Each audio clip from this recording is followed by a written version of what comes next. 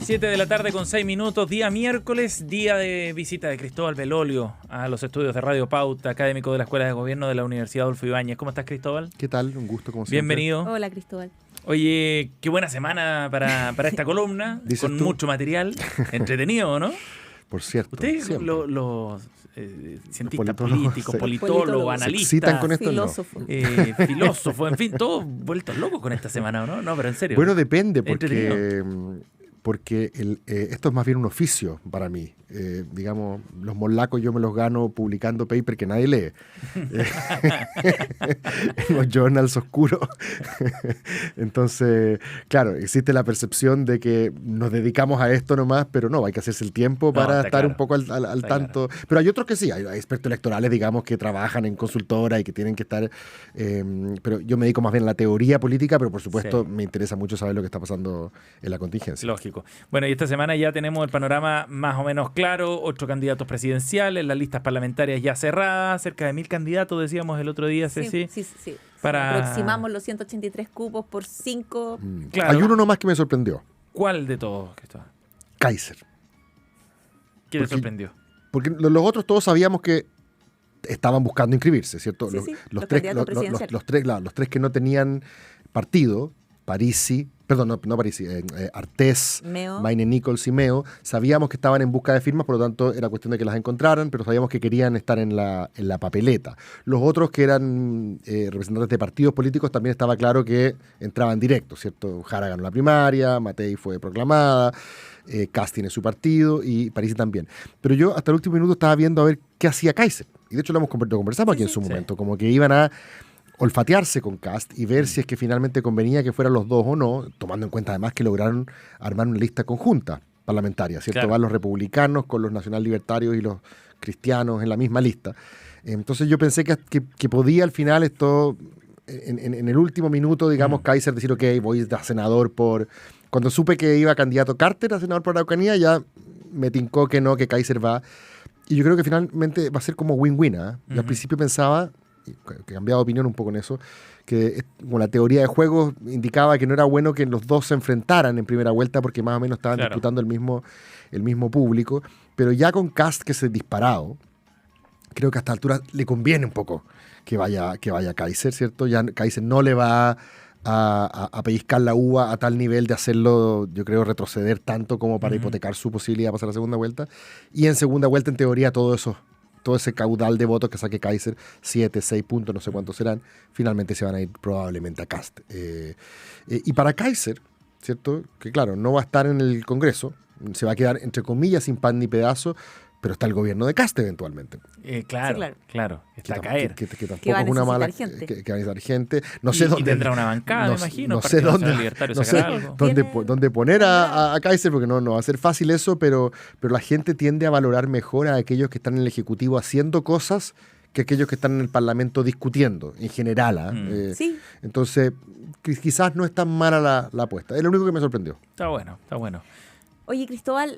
Aunque fue consistente, él siempre dijo que iba a la papeleta. Sí, que no era un cálculo electoral. De hecho, lo dijo hasta el último día y fue como, aquí estoy para los que piensan que no estoy. No voy a estar. Nos tapó la boca. Nobleza obliga. Oye, pero hay un conflicto más o menos relevante en el ámbito de las listas parlamentarias. Y ahí es algo que se requiere entender. De hecho, desde ya se está hablando de la salida del ministro, del ahora exministro de Agricultura, Esteban Valenzuela, y también del subsecretario de Ciencias, ambos militantes del Partido Regionalista Verde Social, que decidieron una lista separada. El tema es que no renunciaron, por lo que se sabe hasta ahora, por voluntad propia, sino que el presidente decidió pedirles la renuncia y esto ya se interpreta como una suerte de represalia presidencial por no haber perseguido hasta la última instancia la unidad. O represalia coalicional. O sea, quizás no es solo el presidente, es que le dijeron al presidente, de alguna manera esto no les puede salir gratis, porque esto está perjudicando nuestras posibilidades. Nuestras posibilidades en el sentido de maximizar nuestro rendimiento electoral, ¿cierto? Hoy día la apuesta de la izquierda, incluyendo a la centroizquierda, todo el oficialismo, es salvar los muebles. ¿cierto? Frente a la arremetida de la derecha, frente a dos listas potentes, como va a ser la lista que va bajo Kast y Kaiser por un lado, bajo Matei por otro, bajo Parisi por otro lado, ¿cierto? Hay que resistir que todos esos juntos no logren los 4/7.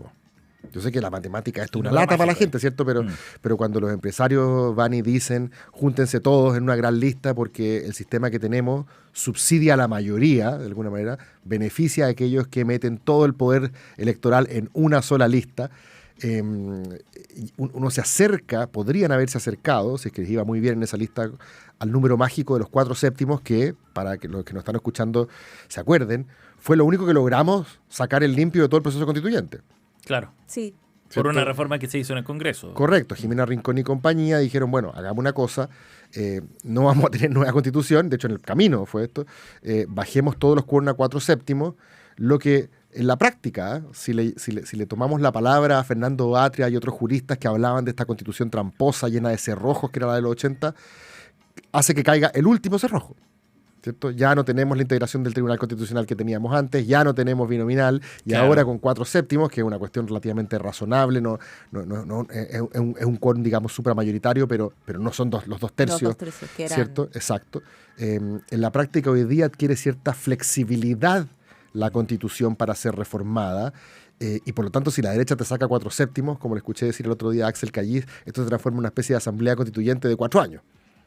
Entonces, así de cerca está la derecha de lograr el número mágico, sí. Y por lo tanto la izquierda tiene que lograr de alguna manera aguar esa fiesta, ¿cierto? Y que sea necesario negociar con ellos para obtener, digamos, los grandes acuerdos. Y de ahí la intervención también a última hora del presidente Boric, me imagino, ¿no? Que estaba muy preocupado de este tema. Yo creo que sí. Yo creo que la intervención del presidente Boric, y me imagino que alineada con la coalición, por eso digo, no creo que sea una cuestión arbitraria, o sea, como... un capricho. Pero les habrá advertido.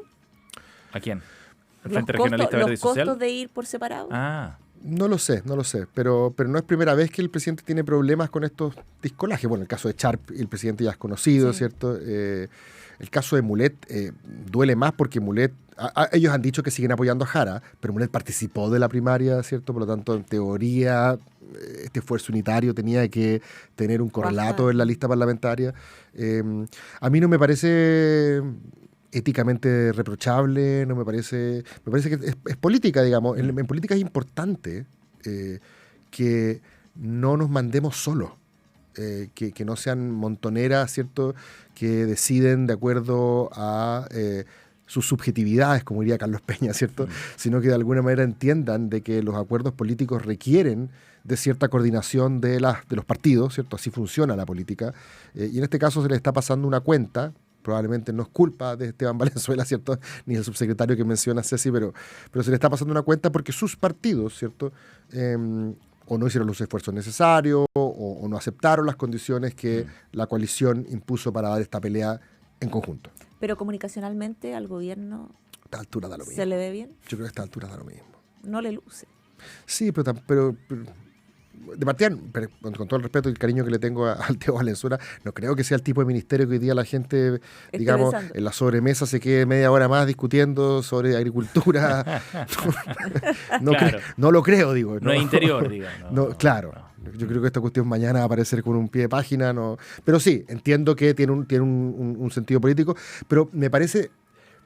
Yo lo veo de otro punto de vista, quizás no lo veo como tú me estás diciendo que se ve como la del picado de alguna manera. Es que me parece que el presidente que había logrado ganar una estatura importante respecto de este término que él mismo acuñó, que era del de habitar el cargo, una arremetida como esta, justo después de la inscripción de o sea, a lo mejor podría aparece más como jefe de coalición, dices tú. Exacto. Sí, está bien, pero es que el presidente también está pensando en qué estatura tendrá él después de esto, ¿cierto? Y hoy día le está diciendo a aquellos que no se cuadraron, bueno, que paguen el costo. Acuérdate que el gran problema que tenemos nosotros para tener una reforma política en Chile, que ha sido como la reforma que todo el mundo político habla, unos dicen que el problema que tenemos es de fragmentación, somos muchos partidos, por lo tanto cuesta ponerse de acuerdo, y hay otros que dicen que el problema que tenemos es de indisciplina, ¿cierto?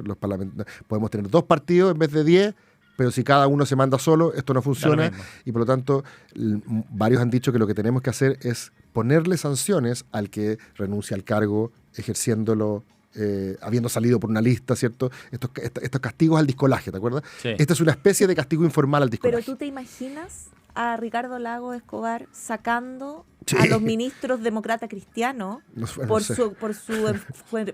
la porfía de Adolfo Saldívar. Que nos habrían revelado primero. Sí, claro. No, o sea, Adolfo Saldívar fue un dolor de cabeza para sí. todo el gobierno de Ricardo Lagos. Sí. Bien no se llevaban. No, está bien, no sé. Pero en este caso yo creo que sacarlos del gobierno no solamente es una represalia como la del Picao, yo creo que es decirle que ellos quedan fuera de, en términos teológicos, de la comunión de la iglesia, que ellos quedan fuera, ¿cierto? Quedan fuera de lo que hoy día se puede llamar el oficialismo, ¿cierto? La lista oficialista, por más que la del reciclaje, discolaje, reciclaje que armó Mulet, sea también, o sea, apoye también a Jara, la lista oficialista es digamos, la oficial, valga la redundancia, la donde Chile están Unido. todos. Chile Unido, que no está tan unido, pero los bueno. nombres de fantasía se me van. Sí. Oye, Cristóbal, para ir cerrando este tema de las parlamentarias, antes de pasar a otro asunto, ¿cómo ves el resultado que pueda salir de esto? O sea, pareciera que el Congreso igual va a quedar más o menos balanceado de todas maneras, ¿eh? No parece que alguien vaya a pasar máquina al final cuando los dos sectores no lograron llevar una lista unitaria. Sí, bueno, hay que ver, ¿eh? Yo no he mirado con detalle todavía los nombres, he escuchado a mucha gente quejándose diciendo, el que se nos viene en el Congreso, o sea, si el de antes era malo, Por la calidad, dices el tú, de los que dicen postulantes. que hay ahora es peor, el que viene va a ser peor, como que cada día puede ser peor. Claro, eso tiene una cierta connotación elitista, en el sentido de que miramos en menos a aquellos que no tienen una trayectoria intelectual, académica o política muy, digamos, y ponen a puros rostros, ¿cierto? Pero por otro lado, somos nosotros mismos los que elegimos a esos rostros, a esas figuras, digamos, de la farándula, y cuando nos ponen un intelectual, ¿cierto?, no lo votamos. O sea, entonces, es una queja muy de Twitter, digamos, pero no sé si a la gente prefiera votar por Agustín Esquella antes que votar por Pato Lagún, no sé, por ejemplo, digamos. Menospreciar a Pato Laguna. Sí, no, claro, por eso digo. De hecho, me acuerdo que en su momento, cuando Marcela Sabat le ganó a Rodrigo Álvarez, todo el mundo como más empincorotado del mundo político estaba como de muerte, y Marcela Sabat terminó siendo una súper buena parlamentaria. Mira a Carolina Marzán, lo hablábamos el otro día en reunión de pauta. Esa es la ministra de Cultura. No, Carolina Marzán, es diputada. Diputada. Independiente de PPD. Su hija es Carolina Redondo, Su que es hija la es Carolina ministra de Redondo, Cultura. pero Marzán era la Paulita de los Venegas. Claro. Ramón Farías no fue tan mal, y su ex señora o su señora Jimena por eso digo que ponemos el grito en el cielo porque vemos esto. Ahora, no es solo farándula, yo creo que hay personas que han hecho más noticia por escándalos, por corrupción, o por sencillamente ser muy vociferantes, o sea, posiciones donde va a ser difícil acercar Gino Lorenzini. Acercar posiciones con personas que van a la guerra más que para... Entonces, eso digo, pero cuando se ofrece sobre la mesa, en el menú, a alguien que diga, yo voy a ir a discutir, a dialogar, a deliberar, a conversar con los otros, parece que no es del gusto hoy día de mucha gente. Así que creo que es una queja que tiene algo de falsa, porque finalmente nosotros mismos terminamos votando por los que nos dan. Bueno, tú hablabas de votar o no votar por la moderación o por los vociferantes. Sí. A propósito del debate del aborto, que un nuevo revés para Janet Jara, al parecer hay lecciones aprendidas de las candidaturas que son más polarizadas o polarizantes. Sí, que encuentro que el caso del aborto es un súper buen ejemplo para ilustrar un punto. Se ha dicho, y hasta el cansancio, ¿cierto?, que esta es una elección polarizada porque por un lado está Janet Jara y por otro lado está José Antonio Kast, que todo indica se enfrentarían en segunda vuelta.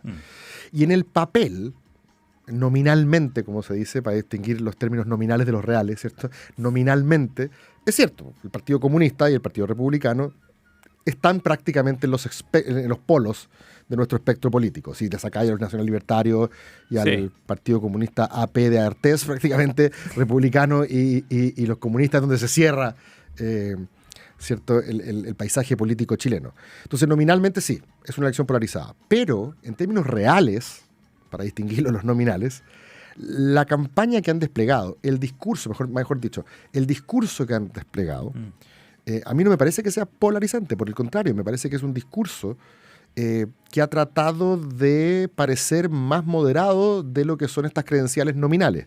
En el caso de Kast, lo hemos dicho también bastante, no es vociferante, sino que trata, incluso le ha favorecido que Kaiser se lleva como el mote de radical y él aparece casi como un estadista, no ha pisado el palito, y ha dicho, a propósito de aborto, creo que escuché una entrevista que le hicieron hace un par de días, diciendo, yo no me voy a meter con el aborto, no me voy a meter con... La gente sabe lo que yo pienso, pero estos son temas, algo así, como hechos consumados, como son cosas que el legislativo ya acordó. O sea, yo no voy a ir a revertir el aborto en 3 causales. El suyo es un gobierno de emergencia, dice. Correcto. Y él, para decir que es un gobierno que se va a dedicar a las prioridades de los chilenos. Una cosa muy concreta. Muy laminista desde ese punto de vista, digamos. Y yo no voy a dar la batalla cultural. Sí. Y por el lado de Jara, dice, más allá que haya estado no el aborto en el programa de las 4 páginas, la servilleta, digamos, lo importante es lo que dice ahora, no va a estar en el de ahora. Y es importante porque para la izquierda, especialmente para el mundo feminista, esta no es una cuestión baladí. Lo comentamos el otro día. No es una cuestión irrelevante, ¿cierto? Y ella dice, no va a estar porque es divisiva. Y Kast dice, esto no va a estar porque es divisivo. Entonces me pregunto, a propósito de la palabra que ocupa la Ceci de aprendizaje, me pregunto si esto significa que cada uno entendió que lo que hicieron sus respectivas convenciones, y digo respectivas convenciones porque la CC1, fue liderada por Marco Barraza, mano derecha de Janet Jara, sí. Y CC2, el Consejo Constitucional, fue liderada por Beatriz Hevia y Luis Alejandro Silva, digamos, portaestandartes de republicanos, o sea, es la convención de Jara y la convención de Kast, ¿cierto? En este tema del aborto, no dijeron, oye, es divisivo, saquémosle, fueron por todo. La primera dijo el aborto legal, gratuito. Fin al Senado, los que ahora van al Senado. Bueno, además, pero en materia de aborto, ¿te acuerdas? Era el fraseo, digamos, más avanzar, progresista que habíamos tenido y que ni se imaginaba en términos legislativos, ¿cierto? Y por el caso, y que de hecho no sé si tenía fecha de término, pero eran como lo más garantista posible desde el punto de vista de lo que hoy día se conoce como aborto libre. Y en el caso de republicano, ustedes bien recordarán, la polémica de cambiar... Retrotraer el aborto en 3 causales. Claro, que se interpretó que decir la ley protege la vida de quién está por nacer en vez del que está por nacer, era una especie de darle una especie de carácter... ¿cómo se llama?, de ser humano al embrión y por lo tanto retrotraer el aborto en 3 causales.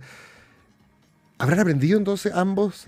Y bueno, el comité experto, en cambio, fue el que dijo, si esta cuestión es divisiva, saquémosla. De hecho, en el texto de los expertos, en el anteproyecto, no estaba la palabra aborto ni para bien ni para mal. No estaba ni en su versión progresista ni en su versión conservadora. No estaba. Porque se entiende se mantenía lo que estaba. Que esas cuestiones que siguen siendo controvertidas en la sociedad chilena deben ser, digamos, materia de discusión legislativa y no la puedes poner en el corazón estructural de la patria, que es la Constitución. Perfecto. Yo creo que tiene toda la razón en ese sentido la comisión experta. Entonces me parece interesante que tanto Jara como Kast hoy día estén de alguna manera haciéndole más caso a esta idea de la comisión experta que a sus respectivas convenciones. Entonces por eso me pregunto si es que ahí hay un aprendizaje. Y no un aprendizaje que le podríamos llamar, hay gente que es oportunista. No, me parece que porque ninguno ha cambiado, digamos, de opinión. Kast dice la gente... Solo omiten su opinión. Kast dice la gente sabe lo que yo pienso en esto. Que es lo mismo que dice respecto de la dictadura. Correcto, o sea, pero eso no es... Y Jara seguramente también. Todo el mundo sabe que está a favor del aborto sin expresión de causa hasta las 14 semanas, no sé. Pero el punto es que lo que ellos piensan en su fuero interno, ¿cierto?, sus convicciones morales en esta materia, ellos entienden que este no es el momento político para promoverlas utilizando el músculo coercitivo del Estado y la fuerza democrática que ellos puedan eventualmente congregar. Que han supeditado otras cosas, eso. Más allá de lo que hagan los parlamentarios en el caso de obtener lo que hablábamos al principio, ¿no? Más allá de lo que hagan los republicanos. Mágico Y ahí está la gran pregunta. ¿Acaso Kast y los republicanos en el CC2, en el Consejo Constitucional, porque acuérdate que Kast esa noche, cuando saca esa friolera de no sé cuántos consejeros, y Luis Alejandro Silva sale el más votado, ¿te acuerdas? Esa noche Kast hace un discurso súper moderado, algo así como, tranquilo, tenemos un anteproyecto, vamos a cachar qué onda, de repente lo navegamos termalmente, no fue nada así. Y a las pocas... Por eso digo, me pregunto si es que, como la fábula del escorpión y la rana, ¿cierto? Los parlamentarios van a decir, pero presidente, ya que estamos acá, hay que ir por todo. La izquierda ha corrido el cerco de lo posible mucho estos últimos años, hay que dar la pelea de vuelta, pero por lo menos por ahora, el punto que me gustaría hacer es que, si bien nominalmente aparecen como opciones polares, ¿cierto? Por pertenecer a los partidos que pertenecen. En la práctica, este caso del aborto es un buen ejemplo de que están desplegando ya narrativas de segunda vuelta de alguna manera, que están entendiendo que no hay que ir a apostar solamente a tu rebaño, sino que hay que ir más allá. Cristóbal Belolio ha estado con nosotros en su columna de cada miércoles aquí en Pauta Global en la 100.5. Gracias por haber venido, Cristóbal. Muchas gracias, Cristóbal, que esté muy bien. Tenemos consejo de nuestros auspiciadores, Grupo TX.